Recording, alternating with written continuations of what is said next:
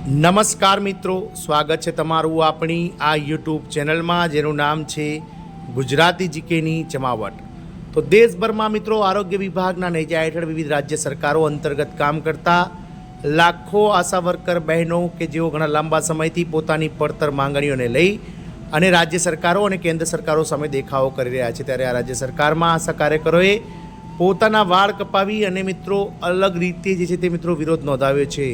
જાણીએ વિડીયોમાં વિગતવાર કે આશા વર્કરોની શું છે મુખ્ય માંગણીઓ અને કઈ રાજ્ય સરકાર અંતર્ગત આ જે છે આશા વર્કર બહેનો વિરોધ પ્રદર્શન કરી રહી છે।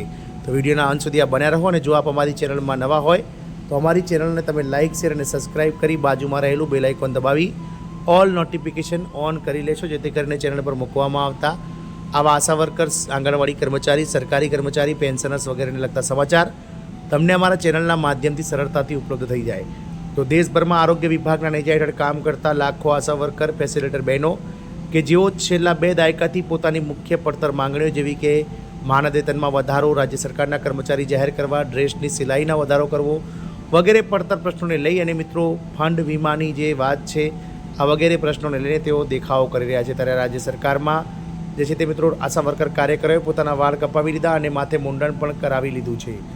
તો વાત કરીએ મિત્રો કેરળમાં આશા કાર્યકરોની વાત કરીએ તો કેરળ રાજ્યમાં આશા કાર્યકરોએ ગત સોમવારે સચિવાલયની બહાર પોતાનો વિરોધ વધુ તીવ્ર બનાવ્યો હતો।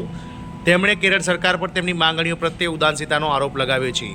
આનો વિરોધ કરવા માટે તેઓએ પોતાના વાળ કાપી નાખ્યા અને કેટલાક કાર્યકરોએ પોતાના માથા પર મુંડન પણ કરાવી લીધા છે। આશા વર્કરોનો વિરોધ સોમવારે 50મા દિવસે પણ ચાલુ રહ્યો હતો।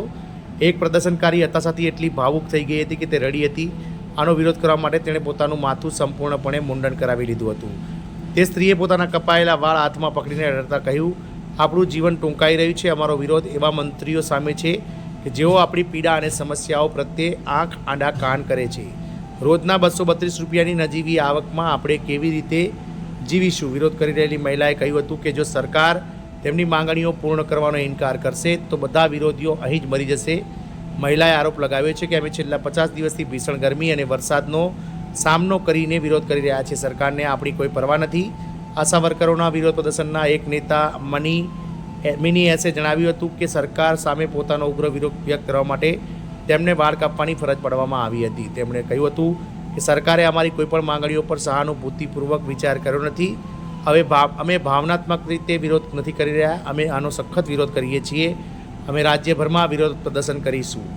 હાથમાં વાળ રાખીને એમજી રોડ પર માર્ચ કાઢવામાં આવી। બાદમાં વિરોધીઓએ હાથમાં કાપેલા વાળ સાથે વ્યસ્ત એમજી રોડ પર કૂચ કરી હતી। અલાપુઝા અને અંગમાલીમાં વિરોધ કરી રહેલા કાર્યકરો પણ પોતાના વાળ કાપીને વિરોધ કર્યો હતો।